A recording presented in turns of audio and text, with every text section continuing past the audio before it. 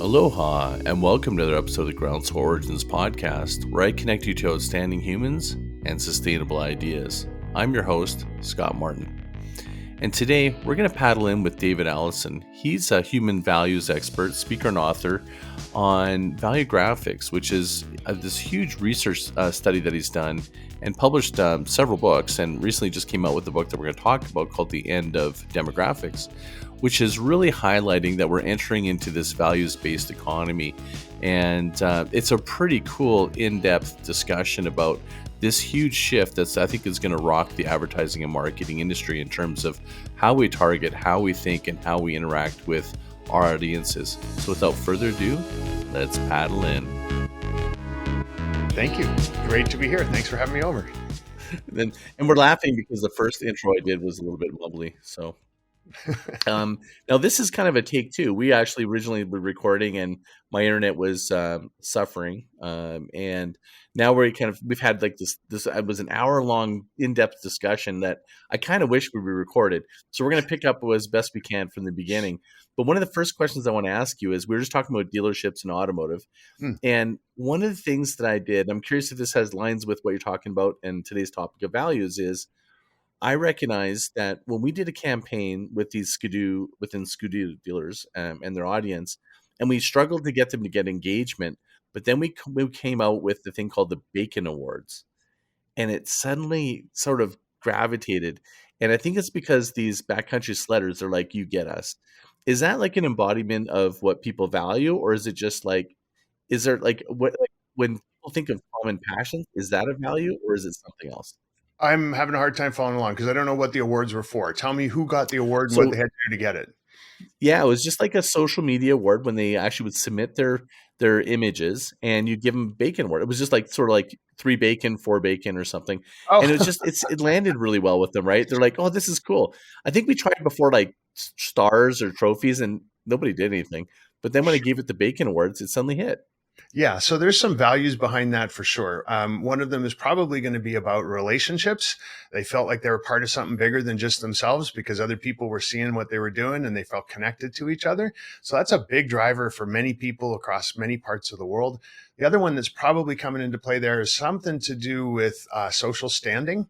So, certain people respond really well to making sure that everybody else knows where they sit in the pecking orders that they care about. And so there was probably a little bit of both of those going on there. With digging a little bit deeper, we probably find a few more, but it's a good example of how, what you think is driving people to do stuff and what's actually driving people to do stuff are two different things. I think, at a surface level, you'd probably sat back and went, they think this is funny. It's bacon. Like who doesn't think bacon's funny and delicious? And so that's all good. But it's really about wanting everybody else to see where they sit. And perhaps this idea around connectivity, I'd say relationships, or maybe even community. That's another one of our values, is just feeling like I'm part of a crew that's all, connected to each other for one reason or another. Yeah, I think that's what came out of the brand Basecamp that we created, was about community. When you've written this book, so I got an advanced read of this book, and that's why I jumped right into this example, because that one was always puzzled me. Is the one thing I recognize from, and I think I want to share with the audience a little bit about the background of the book, is how unbelievably surprising some of this information cannot be so front and center and obvious. But when you think of values, because we're so ingrained in thinking demographics, and your book is called The Death of Demographics, Value Graphic Marketing for a Value-Driven World. If you could describe a little bit about the book and then how this is going to disrupt everything. Yeah, sure. For millennia now, we've been using demographics to identify each other and then figure out what we're going to do. And it goes back to there's a study, people study this called heuristics, where it's about, I see some people and I have to make a snap judgment about whether they're going to harm me or help me, whether they're friendly or not friendly. And this is how we survived back in the day, like when we were living in caves and eating the woolly mammoth steaks that we've just caught for lunch. And somebody would come across the hill towards us and we had to go, okay, good guys or bad guys, and we had to react. So we had to look at people and their outward facing characteristics. What they looked like told us what was likely to happen, and that's how we survived. And then fast forward to, I don't know, like maybe 1,000 years. And that had turned into a very prescriptive set of rules and regulations for how we were going to live. So if you were a certain age in, let's say, medieval France, you were a young woman of a certain age, you had a role that was expected of you. You had to be making babies by a certain age. And a young man at a certain age had a role that he was supposed to do. And if you were rich, there were things to do. And if you were poor, there was a place in society's strata that was yours. And everybody kind of knew what their role was. Demographics were your destiny. Now, fast forward another, I don't know, 2,000 years. Here we are still using this same system to look at people and say, well, men, they're all like this, and women, they're all like that, and young people, they're all like this, and old people, they're all like that.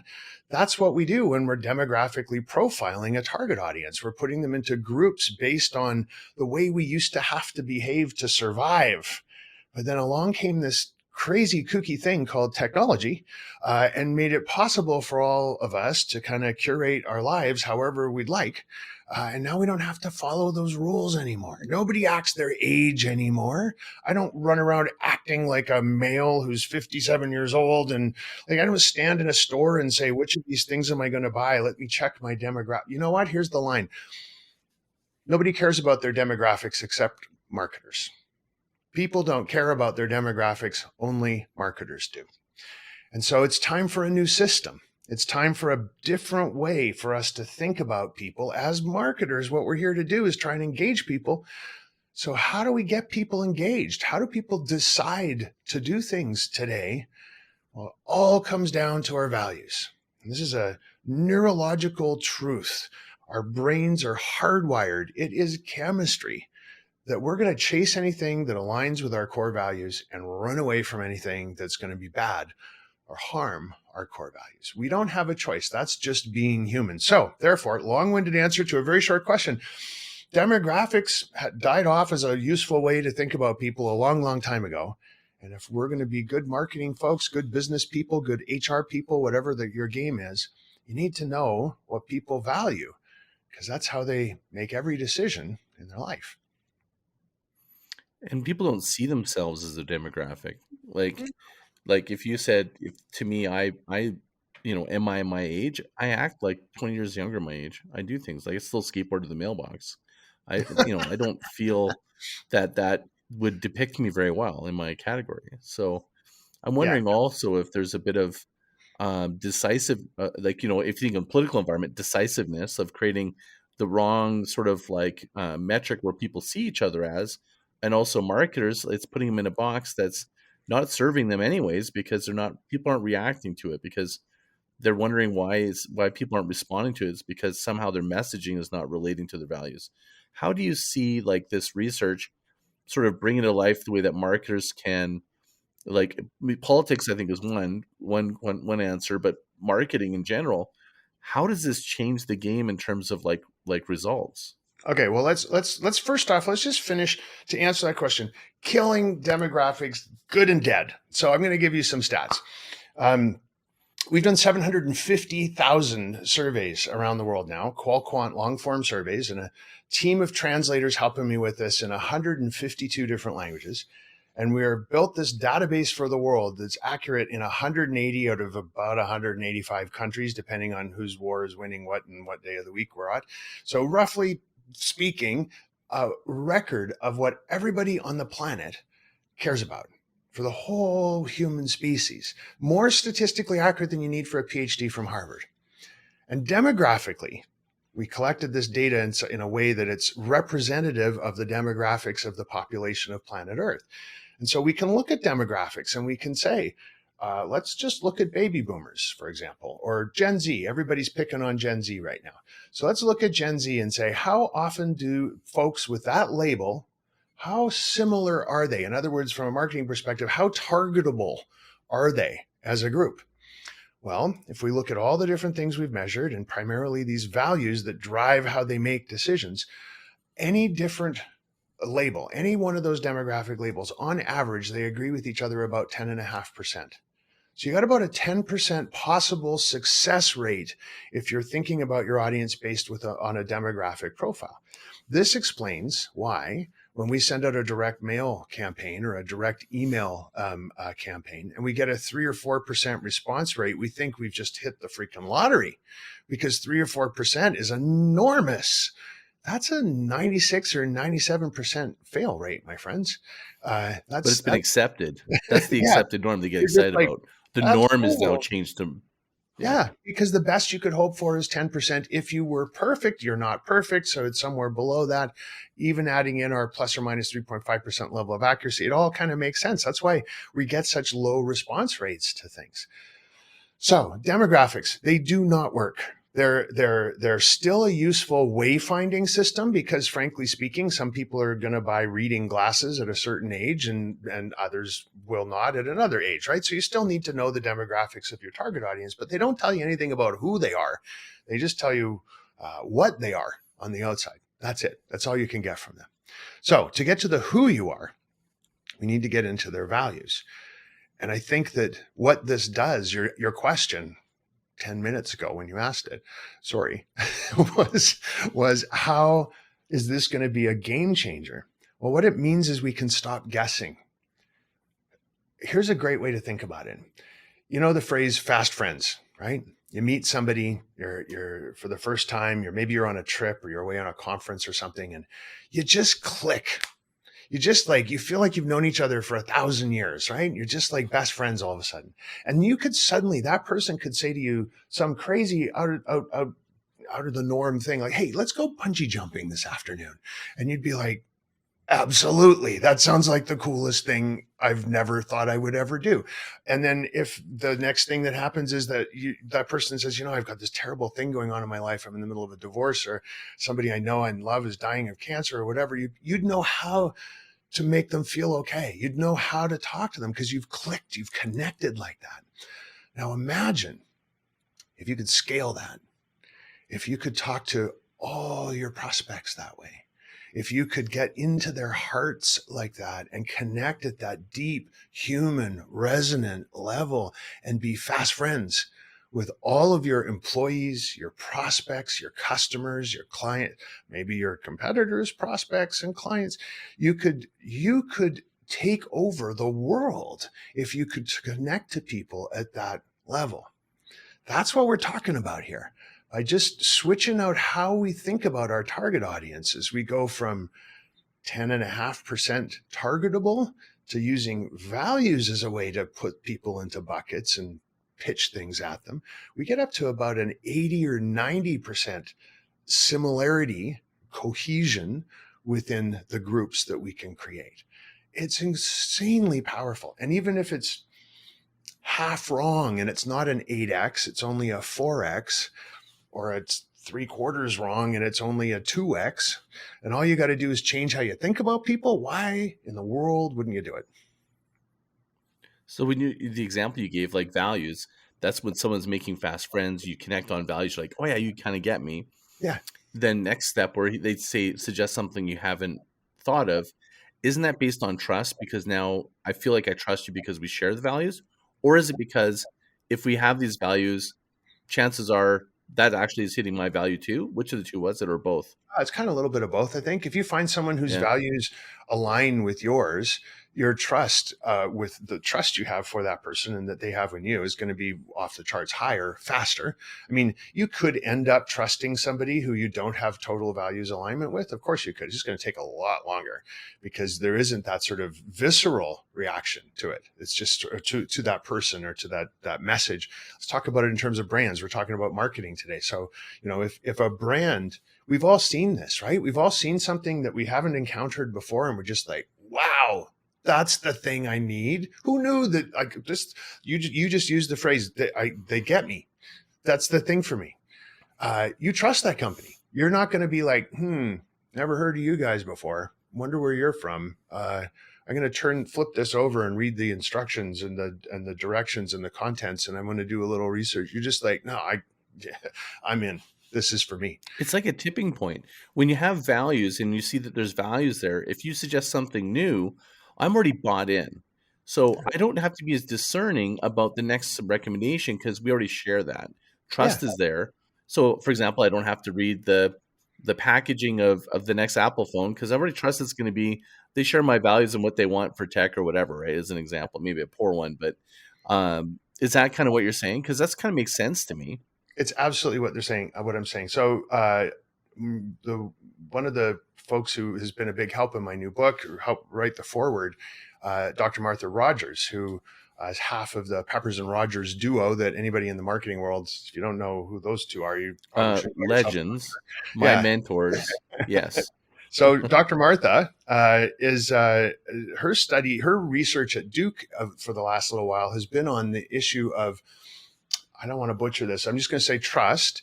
There's a fancier, more academic way to say this, but what she's basically done is figured out how to go to an organization and say, listen, your consumers have said to us that if you do this, this, and this, your trustability score goes up. And if you do this, this, and this, and your trustability score goes up, it's going to cost you. We've done some work with your team, and it's going to cost you like X number of dollars to implement those things. What we also know from our research is that if you do those things and your trustability score goes up and you've spent that money to make that happen, your consumers were saying to us that they're willing to pay X% more for that, which will net you this. And it's inevitably far higher, a much bigger number than the number you had to spend in order to get there. So using trust as a metric in order to figure out how companies can be more efficient and more focused on what it is they're offering and what they're doing, I think it's just one piece of the puzzle, because trust will be engendered from values alignment. There's other values that we're going to be able to add to that mix. It's why Dr. Martha and I've bonded around this notion that there are things that we can't see that are driving the way people will behave, and how we're willing to, not just which decisions we're willing to make, but how we're willing to make them. I will pay more for something that aligns with my values than something that doesn't. And that's a fuzzy, beautiful, philosophical, poetic thing to say. But if we can make it empirical data, now we've got something that organizations love, because, let's face it, boardrooms eat data. If you walk into a boardroom and you don't have data, as a marketer, I used to have my own marketing company. I know how this goes. You walk in, I've got the best idea in the world. Well, where's the data to back it up? It's just a good idea. You need to trust me. It's brilliant.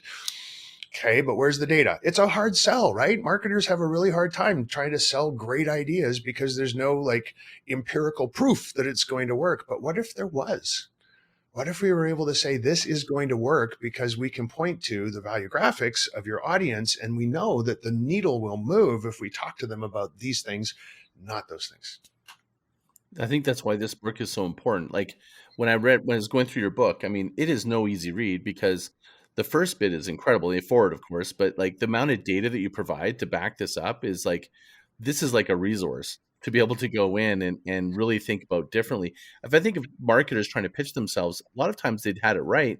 You're correct. They just didn't have the data to back it up. They were going, we need to expand trust. We need to have a brand be on the forward foot, but they had no way of measuring it. So thereby which it gets de-escalated as a priority. So the work with Martha and what you're talking about, I think, is absolutely critical. How does values get measured? How do we measure them? Well, there's different ways you can do it. I mean, I'll tell you what we've done. We've gone and built this giant data set, the 750,000 surveys from around the world, and it's a statistically representative sample of the population of the planet. And so we have this global resource of who everybody is inside their hearts. And it's infinitely segmentable. And what we've done in the book is we've said, you know what, we can't... For our clients, we do custom research. So we will, for a brand, for a target audience, for a competitor's brand, for a workforce, whoever you want to understand and engage and motivate, we go and profile them and use this database, and we come back with super accurate information. You can't do that in a book because that's custom research, right? But in the book, what we have done is we've put in a quiz, a quick little 15-question quiz. You can send that out to whoever you want. Use SurveyMonkey or, I don't know, Survey Orangutan, whatever your app is that you're using to question folks and send out surveys. You ask them the question, ask them these questions, and then there's a little scoring sheet in there and tells you how to figure it out. And it points you to one of 15 chapters in the book where we spill our guts, everything we know about one of the 15 biggest archetypes, the 15 biggest tribes, if you will, inside the Valuegraphics database. And in that chapter, we tell you, here's the values that are important to them. Here's how you can use them. Here's some tools you need to understand in order to be able to connect the dots between your product, your service, your brand, and the values that they're going to respond to. So it's a great first step forward. I like to say sometimes it's like playing the piano with your fists, right? I mean, it's not super accurate like custom research, but man, oh man, you're on the right instrument. You're playing the Valuegraphics piano. So it won't be pretty, but it's gonna get you a lot further than continuing to rely on demographics and psychographics alone. I mean, all the psychographic data we've been collecting as marketers for all these years about people's past purchase behavior and their emotional index and their brand preferences, and that's all great stuff, but it doesn't get you into the future because it's all about the past. It's all about how they have behaved and what they did and how they felt and what they prefer, not how to get them to change that behavior or those preferences or whatever it is you're trying to get them to do. So you still need demographics as a way to put a fence around your target audience. Got to understand that reading glasses, that you're not going to sell these reading glasses to 18-year-old girls who work at the grocery store. You got to sell these to the right age group. And let's say they're made out of white gold. So they're going to be rich old folks, and they're made for a man's face. So these are rich old guy reading glasses. Good to know. All rich old reading guys are not the same. Rich old reading guys? Rich old guys who need reading I understood. are not all the same. So demographically, you got a group. Psychographically, you might know that they buy a pair of reading glasses every 3 months because they keep losing them and breaking them and forgetting them in their friends' cars when they're on a road trip to the Okanagan. I'm just speaking like hypothetically, of course. I wouldn't know anybody who's in those situations. And then, so that's good stuff to know. And lastly, if you're really trying to be a good marketing strategist here, you can't just look at their past behavior and a description of who they are. You need to understand what's going to get them to say yes. Let's say the values that you find for a group that you're interested in chasing are all about personal growth and ambition. You need to talk to them about those reading glasses in that frame. Not glasses frame, but marketing frame. You need to talk to them and say, these glasses are going to make you a better version of yourself. And these glasses are going to help you. Your friends will be impressed by these. So this is about ambition, social standing, personal growth. And because you spent so much money on these, you're not going to lose them. These ones are the ones you're going to look after and you're going to keep. So you're actually being environmentally friendly here. And so that helps you justify the cost. So that little valuegraphic profile I just made up off the top of my head, that's going to apply across the board to a certain segment of the demographic that you're talking to. Instead of spewing as many things as you can think of for reading glasses and hoping something sticks, you know what you have to say. You have to talk about those things somehow, and it's going to work, as opposed to might work, might not. Let's give it a shot and see what goes. Now, you mentioned archetypes, and I'm curious if you could describe some of those archetypes. There was, I think, how many did you say, 30? There's 15. 15, sorry. 15 archetypes. And could you describe like a couple of them, and just so we can kind of get a sense of what is an archetype and why are they so important? Because I'm really fascinated by, if I think of archetype in brand design, are you the lover brand, the explorer, a hero? That's a great way for a brand to position itself, and there's a weighting scale to picking how many of you are of each. Archetype in terms of the client, that's or your audience, that's really fascinating. What does that look like from this perspective?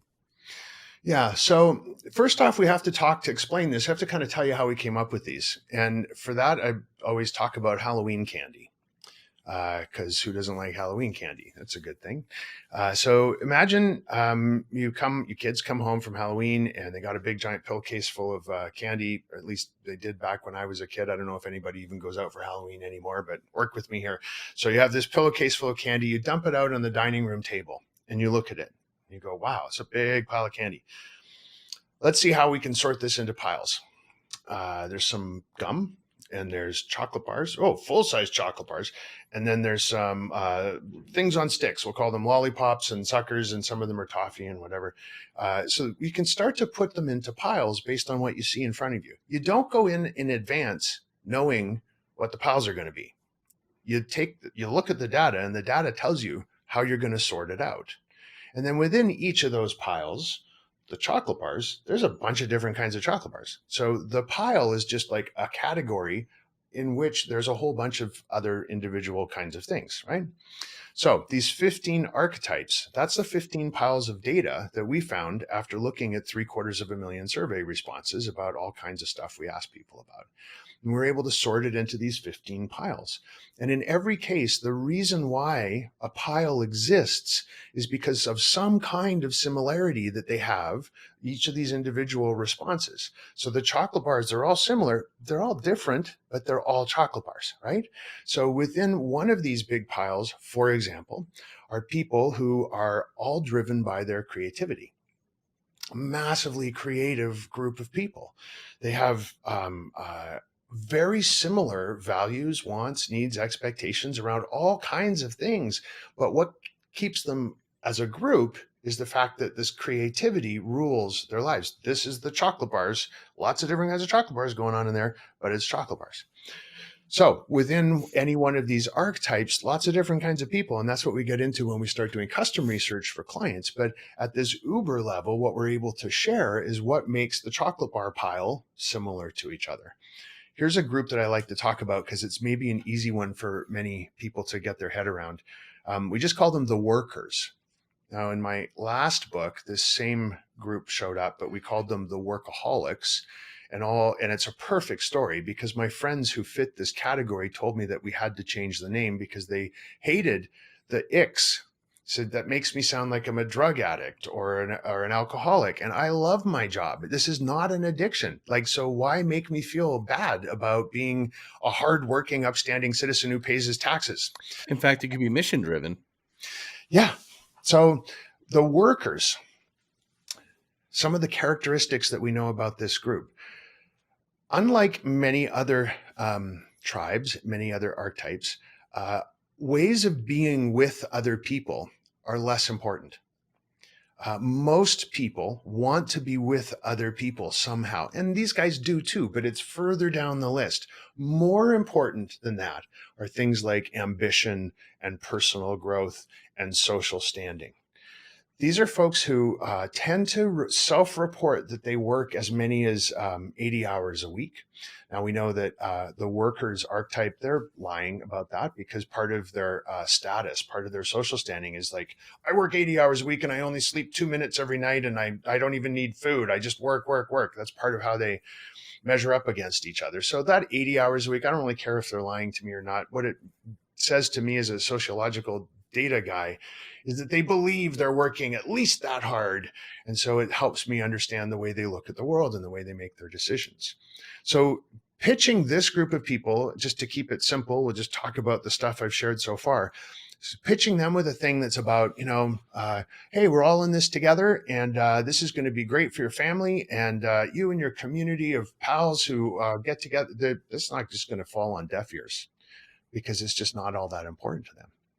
Talking to them, however, about how something's going to help them get the promotion, get the corner office, do the things that they need to do with their work. It isn't always about the sort of Gordon Gekko versions of being a worker. It could just be about, you want to get your next book out the door, don't you, David? Well, in order to do that, you need this. Like, okay, yeah, cool. I absolutely want to get my next book out the door. So I'm in. Yeah, that's just a really brief and, punchy kind of overview. So the chocolate bar group, yeah. When you look at that group, there's different chocolate bars within the chocolate category. Do they share the same values in the archetype, or is there multiple values within an archetype? There's 56 values in total, and the archetypes tend to be coalesced around a similar set of them and a similar ranking. And that's why they're a group, right? There's some variable, in this case, how hard you work. That's not a value, but that's a variable where when that's present, those 56 values tend to be magnetically in a little cloud around that particular variable. The important thing to think about, though, with these categories is that the point that there's a lot of difference inside each of these buckets is really important. So if you're going to use the book, the reason we made it a do-it-yourself book and gave you the quiz and gave you all this information is we just want as many people as possible to go out there and start have a values-driven view of themselves and the world and their clients and everybody they're trying to impact. But it's important to remember that it's not that easy. 15 tribes does not help us understand humans with the level of nuance that's necessary to really understand human behavior. Human behavior is a messy, irrational, emotional mess. And that's why using traditional data to try and understand people is nonsense. Let's think about some of the traditional data you might have in a boardroom when you're working at Nike. You're going to find out that this group of people we've been tracking, they bought a pair of sneakers last week. Cool. That doesn't mean they're going to buy sneakers next week. Or even if they said to you that they're going to buy your brand next week, they go off and do something else instead. People don't do the things they say. They behave in all kinds of crazy ways. So trying to use empirical, logical, rational, economic data to understand people is a bit of a fool's game. It's a good starting point, but unless you also understand what's driving people and then apply that to your logic, you're not going to see the patterns in the noise, not as easily as when you see why people are doing things. It's Simon Sinek. Simon's been running around for a decade now, making millions of dollars, just going, why? And all the power to him for figuring out a way to monetize one word. But what we've been able to do is turn that into data. This is the why of your audience, yourself, whoever it is you're trying to understand. So in the example of the worker, and this my hallucination is, so I'm hallucinating thinking there's 2 chocolate bars in that category. One is the worker that's trying to further themselves financially, and the other person that's actually mission driven. Totally 2 different values, but yet they're still the worker. Is that what you're saying? Like sort of like that's the nuance? Yeah. And then there'll be subsets of both of those, and there'll be subsets of those subsets. I mean, there's potentially hundreds of thousands of, if not millions of different, very, very specific profiles that can come out of 750,000 surveys across 56 values in 180 countries, and never mind the other 380 things we asked about, questions about wants and needs and expectations. There's 436 metrics times 750,000 people. You do the math and then imagine, if you're going to pull things out of there, how many different possible permutations and combinations there will be. There's a lot of different kinds of chocolate bars in the chocolate bar category.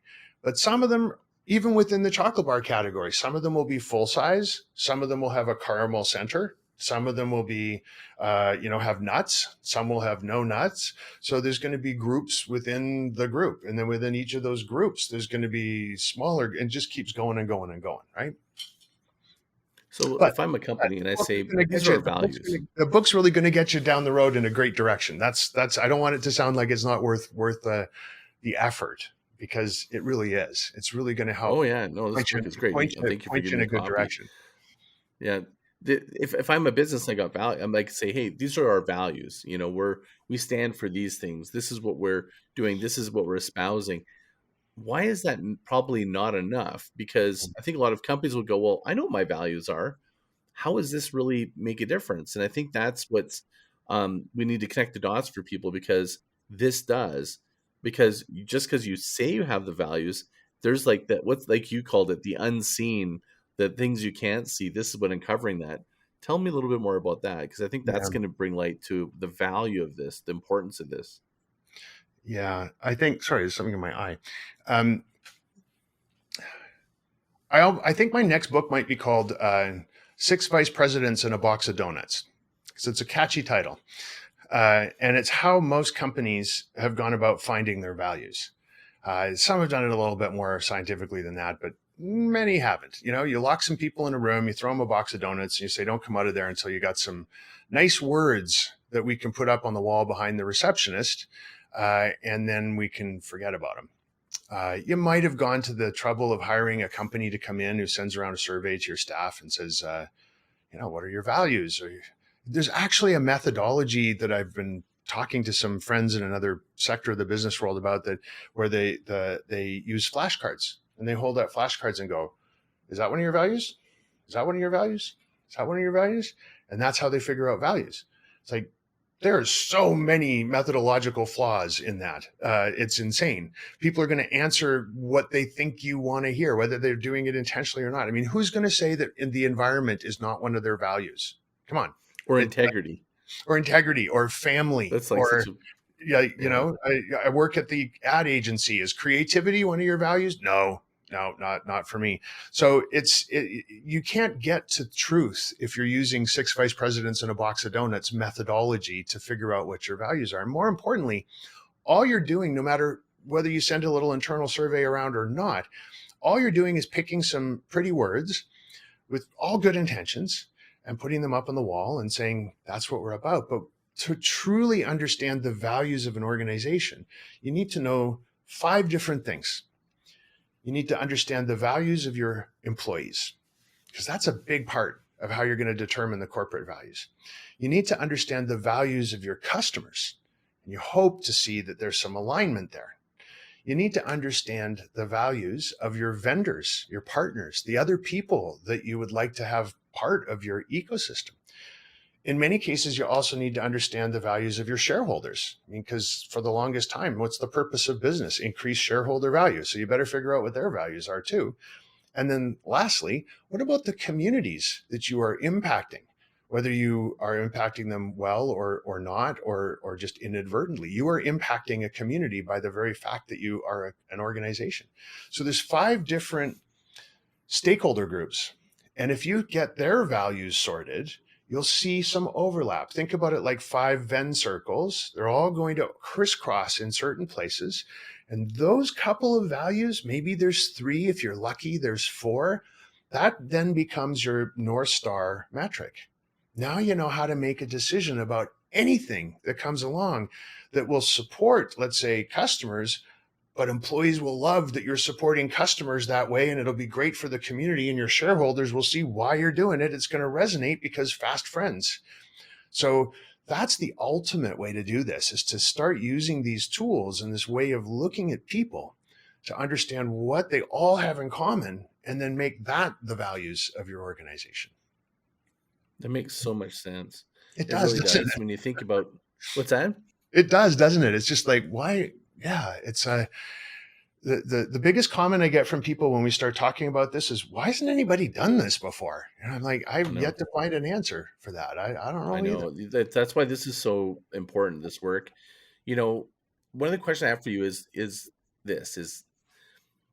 people buy, when they buy on values, is it possible, like, what a lot of marketers are trying to shoot for, like an emotional response, and they're connecting with your passions and we'll say your values.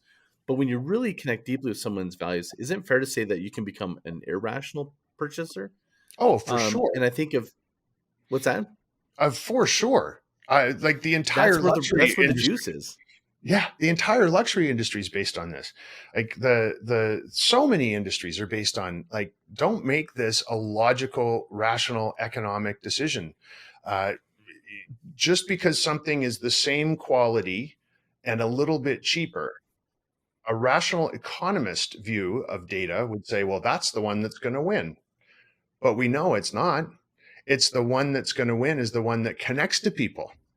And that's been a bit of a crapshoot. Like, okay, ours is going to be a little bit more expensive, same quality, but a little bit more expensive.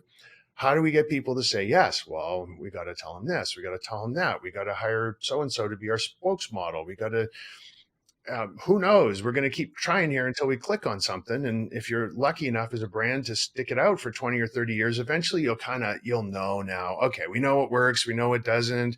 But why not just know that from day one? Why not that 20 or 30 year time span it takes until you're Coca-Cola and you're like, we got it sorted. We know what moves the needle. Even Coca-Cola is running around guessing, okay, well, what do we do next? We need another brand ad for next year's big brand campaign. What should we focus on? We can tell them now. We can say, this is the thing you need to be focused on. How you tell the story is still up to you. People in marketing sometimes get a little freaked out about this because they don't want a database to tell them what to do. It doesn't. It just tells you what direction to head. So you're not heading off in some path down over there somewhere into the, mysterious, nasty swamp. You're actually going in the direction you should. And how you get there, though, that's still all about creativity and experience and intuition. But you're doing it, that's the right direction to go because the data says. So now you get the freedom of being creative around the right direction instead of wasting all that good creative juices that we have on stuff that's not going to work. It's like that saying, storytelling or truth told well. It's this is a truth. Values are a truth to the person. And what a lot of companies are talking about is they're doing emotional chase with trends. It's not trends, not truths. It's a big difference. And I think what the values, when you're thinking about that for them, that doesn't, your values don't change. Your values don't change overnight. The trend does. Yeah. That's why I think that this is so invaluable, because it has a sustainability factor to it. Yeah. A lot of, people that are chasing data or trends, that's what I don't want people to think and trip up. Why I feel it's so important is because the investment of this has I think, a further trajectory for a longer period of time that may not ever change. It Look won't. at Patagonia. Well, Patagonia is a great example, right? I mean, the biggest values-driven mic drop in history is Yvon Chouinard giving the company to the planet. Those It's folks aligned with the values. One of the biggest value, we did a study of Patagonia versus North Face to see what was going on between those two brands. And Patagonia, lots of things I could tell you, but one thing that stood out like a sore thumb compared to Gen Pop and compared to North Face customers is the value of personal responsibility. People who are attracted to that brand want to feel like they're moving the needle and they're making things happen around the stuff that they want to see change, which is clearly things about sustainability and the environment. And so he comes along and does that. He has cemented those people. They are never going to stray. And they're going to be the first thing they need a new pair of socks. Like, does Patagonia sell socks? No. Okay. I can go buy socks from somewhere else. They're never going to leave. All the other brands the next morning after that announcement, I hope they all woke up and went like, oh, damn. Well, that's the game over there. We're never stealing any share from those guys ever again. And we better make sure that ours are locked down tight. Now, North Face, by comparison, one of the values there that I thought was really interesting, didn't expect, this is the kind of stuff we find when we do these profiles, is the value of creativity. People who are attracted to North Face are attracted to anything that is about being creative or displays of other people's creativity. So I thought about that one for a while, and I was like, well, how does that make sense in my world? I live in Vancouver, which many people refer to as Hollywood North because of all the film work that happens up here. There's a film set on every corner, it seems, particularly when I'm in a rush trying to get somewhere and they're all in my way. And if you look at the crew working on these film sets outside in Vancouver rain, they're all wearing North Face. So I'm like, isn't that interesting?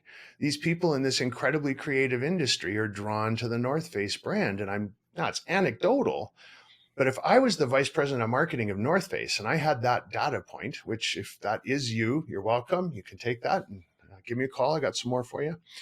I'd be out there trying to find everything I could that has anything to do with creativity in the outdoors. Now, I know you're based in Alberta. So a great example is up at the Banff School of Fine Arts up at in Banff, at the Banff Center. They have the Banff Mountain Film Festival every year, where the best mountain films, which is a whole category of filmmaking, it's their Academy Awards. People from all over the world send their films into the Banff Mountain Film Festival. I'd be the title sponsor of that. I'd want to have all my senior executives there. I'd want the CEO to do the welcoming broadcast to everybody who's there and who ends up watching what happens at the award ceremony. It would be an amazing sponsorship opportunity that I doubt North Face would even have considered unless they knew that creativity was moving the needle for their customers. Well, you can see that in their sponsorship with movies, the type of movies that they sponsor. Because my background was filming documentary series in the backcountry heli skiing, cat skiing. So I was really well, then you know all about this stuff. The riders. Yeah. Yeah, and the cool thing with North Face, you're bang on because they do these collaborations with Gucci and stuff. That's very creative, where you would never see Patagonia doing that. And to the same, I guess, values discussion is I remember being in the guide hut when I'm working at, I used to do the marketing for Cat Skin Alex in Canada, but also for a cat operation.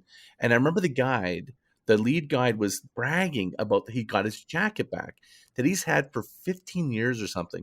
And he goes, and it's a jacket that they have a lifetime warranty.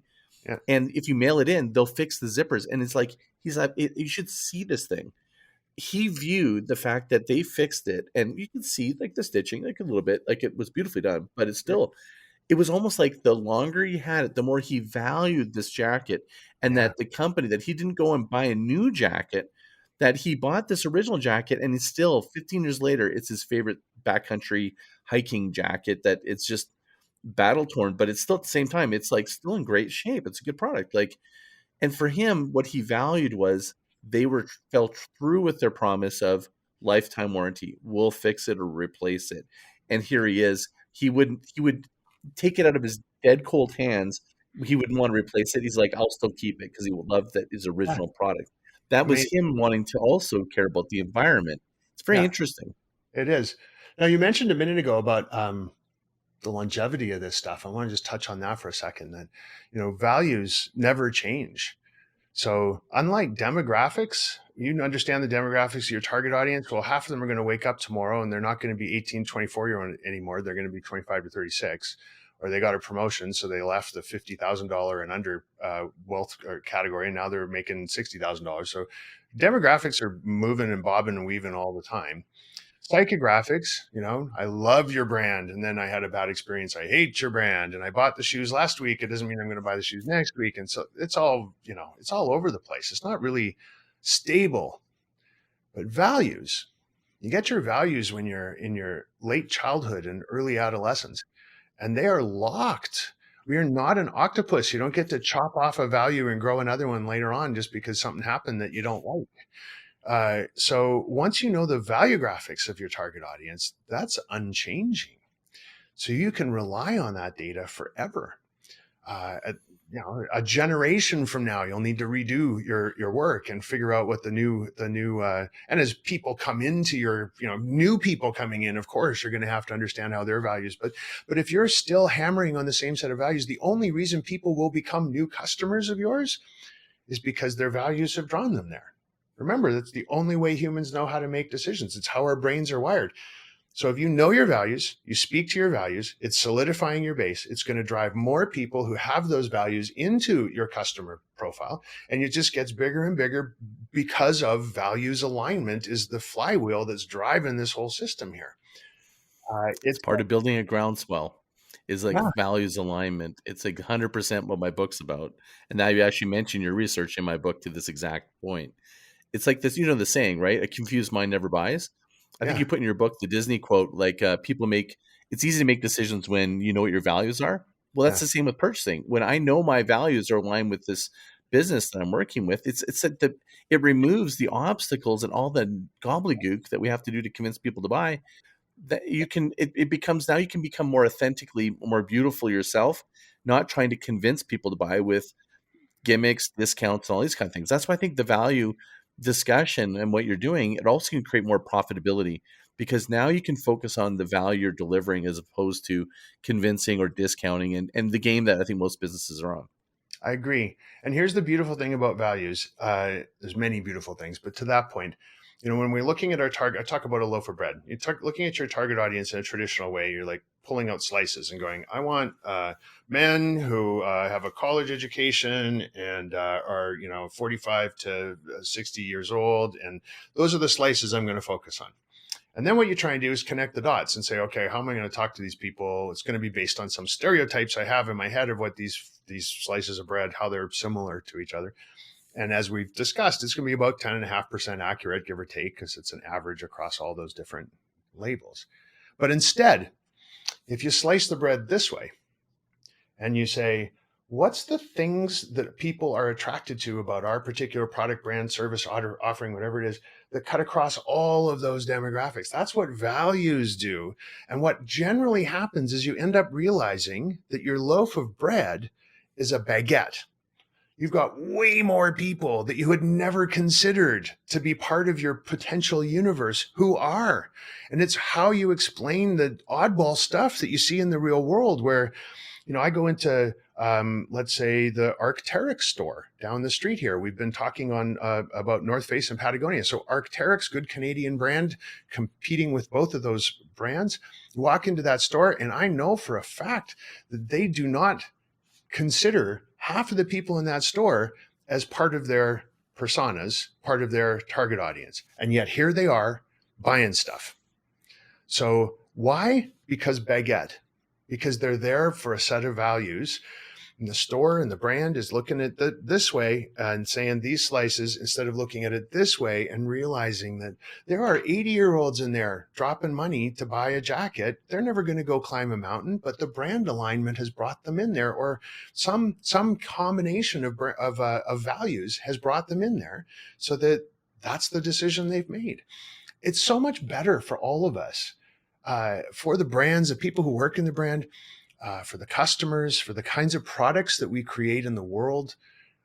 If we stop using these ridiculous stereotypes about who people are based on how old you are, what you look like, how much pigment you have in your skin, whether you fall in love with men, you fall in love with women, you're married, you're single, who cares about any of that stuff? What I care about is what you care about. So if we can get to that level, now I'm going to create products that you care about. The world will gradually, eventually end up being full of products and services and brands that people actually give a fuck about, instead of stuff that we made because maybe someone will like it because 18 to 24-year-old men who earn $50,000 a year and have a college degree and are single, they're supposed to like this stuff. So let's make this thing. What if you knew what they cared about? We could get rid of all the junk that we're making. We could stop this overproduction mentality we have.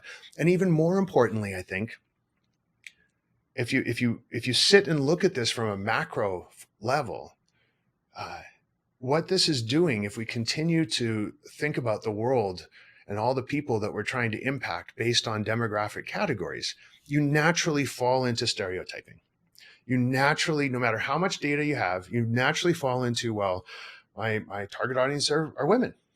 And therefore you're going to, no matter your best intent, you're going to end up making products for women.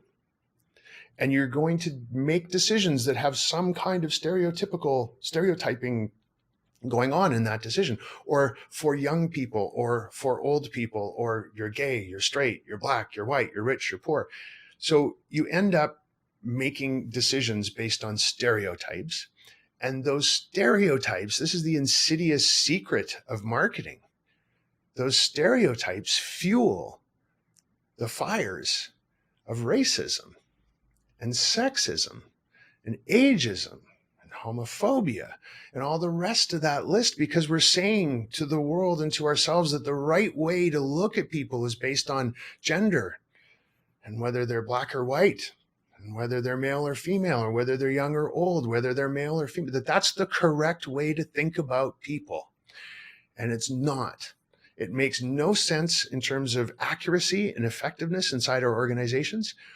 And it's just perpetuating myths that fuel these fires, these social issues that we're all grappling with and doing a pretty shitty job figuring out how to come out the other end with smiles, frankly.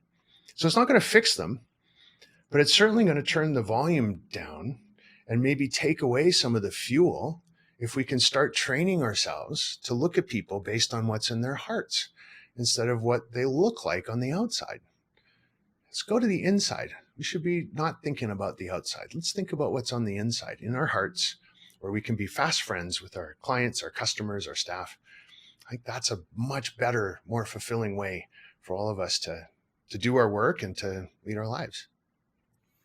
Masterfully putting a bow around how I started it, which was decisiveness in politics, how this actually could be really a groundswell for good beyond, just great business thinking. And, I think it's from a business standpoint, I think we're changing in the era of being product centric to being purpose centric. And that is what this values driven research is going to bring to life, is that businesses have sustainability and tremendous unseen growth possibility because people want to be part of things that share their values. And when we look Oh, at people in their hearts, what they value as humans, not as demographics, they're not customers, they're humans with all these complexities. What's in their heart is human, which is what do they value? What do they care about? And how can we make the world a better place by connecting with those values? I think this is just like has infinite possibilities and worthy of like another 2 hours of discussion. I just think it's just phenomenal. How can somebody, when looking at reading this book that you're just about to come out with, and and um, and they want to make an impact on their business, how would you coach them to kind of like either how to bring this research or this methodology or this book to make an impact? Because I think there's people listening that go, "This is amazing. How do I then influence my business or my peers, or if I'm the CEO, yeah. my organization to make change and start thinking differently like this?" I'm going to give you a story, a framework here that should set anybody up to be able to get people to pay attention, because there's so much evidence all around us every single day right now of how values are the most powerful force on earth. And I don't say that lightly. I can't think of a single thing that's going on in the world right now where you can't draw a direct line back to it being about people reacting to the world based on their values. Let's look at, for example, social change. Things like DEI, diversity, equity, and inclusion, things like ESG, things like Black Lives Matter, things like LGBTQ rights, things like what's going on in the United States right now around gun control. All the different things that are happening around social change are about people following their values and en masse making things happen for good, for bad, for the indifferent. If you look at the future of work and the conversations we're having right now around going back to work or staying at home or being hybrid and about engaged workplace culture, that's all about people's values. Look, the future of leadership. Leaders today know that they have to be empathetic and that they have to have soft skills and they have to do active listening, and this is all about how do I understand the values of the people that I'm trying to lead. The future of retail, the future of branding. We've talked about Patagonia. I mean, the other side of that equation, look at Twitter. Twitter's having a full-on meltdown because somebody's in control now, where values are just flown out the window, which is an interesting way to talk about Twitter. Nice little metaphorical line up there. But Twitter is having some serious values-driven issues right now. The point being that there isn't anything going on in the world, let alone our little jobs, our little things we do as marketers. The whole world is about values right now. The values used to be something that we'd hear about in the news from time to time. Well, today they are the news. And I firmly believe we've left the experience economy, the sharing economy, the gig economy. We've left all that stuff behind, and we now live in the values economy. So if that's the case, and this is the most powerful force on earth. It's driving everybody in a very obvious way to do everything. And you're a business and you're not taking advantage of this. What are you doing? And in order to take advantage of this, as Peter Drucker famously said, if you can't measure it, you can't manage it. You need to be able to measure it. So that's what Value Graphics brings to the table. That's what this book will allow you to do, is to start to measure, to set goals, to track progress, to figure out how the values of this group and that group overlap with each other. This is where the rubber hits the road. We've turned it into data. It's not just poetry anymore. It's not just pretty words behind the receptionist and little aluminum cutout letters on the wall. It's real, and it's data, and it's useful, and it's usable. It can correct a whole lot of problems in the world at the same time that it's making us a whole lot of money. There's no reason not to do this. And we've been talking about forward values, and to me, it's like businesses that really create a groundswell, that create brand clarity, is when people know what they stand for. And when you know what you stand for, you also need to know what you stand against. Does this also identify away values, or sorry, yeah, like there's toward values, things I value, but what about things that I don't value or that I reject? Does this also bring to light those? Yeah, that's going to be you running away from the values, that things that may harm your values. So, I mean, just make Yeah. a simple example. Family is a really important value to many, many, many people all over the world.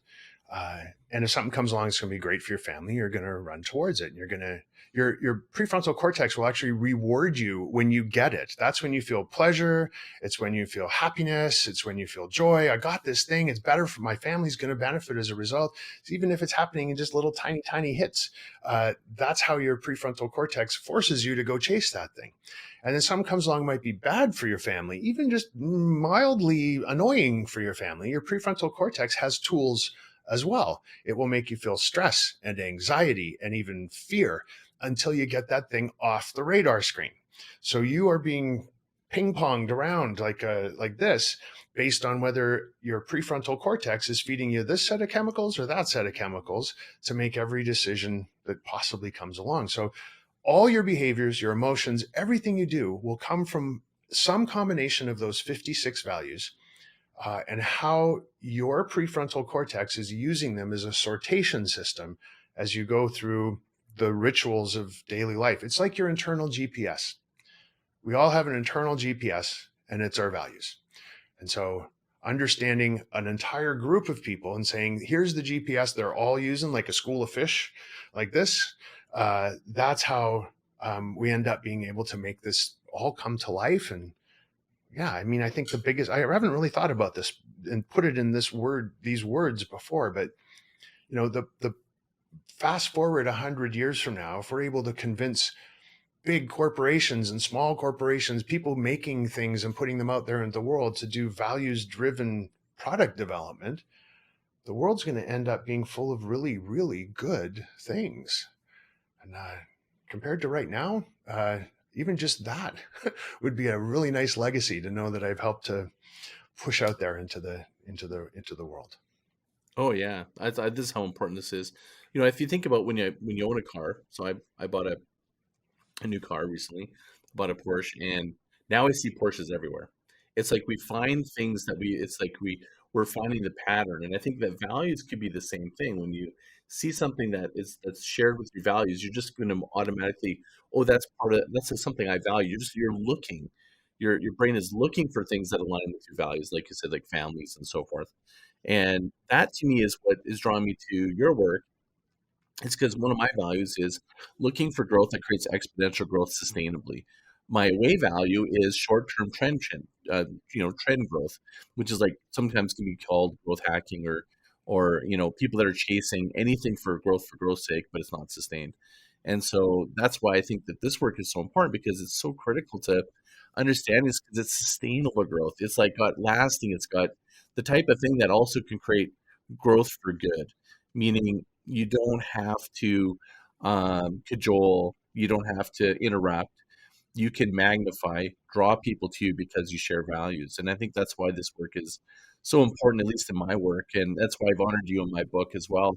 And I just love this conversation with you. I want to do another one, and I know I want to work with you more in the type of work. What sort of last parting words would you have for somebody that's listening, in terms of why this is important for the brand and to act now? Well, I think like any new way of looking at things, uh, the early adopters are going to be the ones who benefit the most. If we want to just talk about it from a greed perspective, get in first, and start being the one who goes to your clients and goes to your prospects and says, listen, there's a better way. There's a better way to do stuff that's good for you, help you make more money, and will help the planet. So becoming values driven is a wonderful way to navigate to what I like to call the intersection of profit and purpose. If you can find that intersection, you're doing the work you should be doing, and you're doing it for the right reasons. But how do you get there? You got to have a set of rules to follow that'll take you there and show you what direction to head. And that's values. So a values driven path to purpose and profitability is really what you're going to be able to do for yourself and offer to everybody if you grab this right now. And how to do that? Well, the book is called The Death of Demographics. You'll be able to find it on Amazon by the time this airs. So go buy a copy of that. And that's not me shilling. Anybody who's written a book and put it up on Amazon knows you might make about $1 a book. So, I got to sell a whole lot of books to be able to afford to, go for a nice dinner. So it's not about that. It's about everybody getting this quiz in their hands, getting this understanding of how to do this work on their own. It's a do-it-yourself book, and starting to be values driven in the way that they live their lives and do their work. You can get more information from following me on LinkedIn. That's where I tend to live. I'm on the other social tools too, but LinkedIn's kind of What's the URL they can find you at? URL. You can find me, on LinkedIn. On LinkedIn or just your URL if you have one. Website. I got two websites you can go to. One is valuegraphics.com. And that's the research company. And then my website that's about my books and my public speaking work is davidallisoninc.com. Yeah, I'd love to be connected to whoever's listening and finds this intriguing. The more people we can get focused on talking about this stuff, the more of a groundswell we can build. We can start to make the world a little bit of a better place while we're making ourselves an extra buck or two at the same time.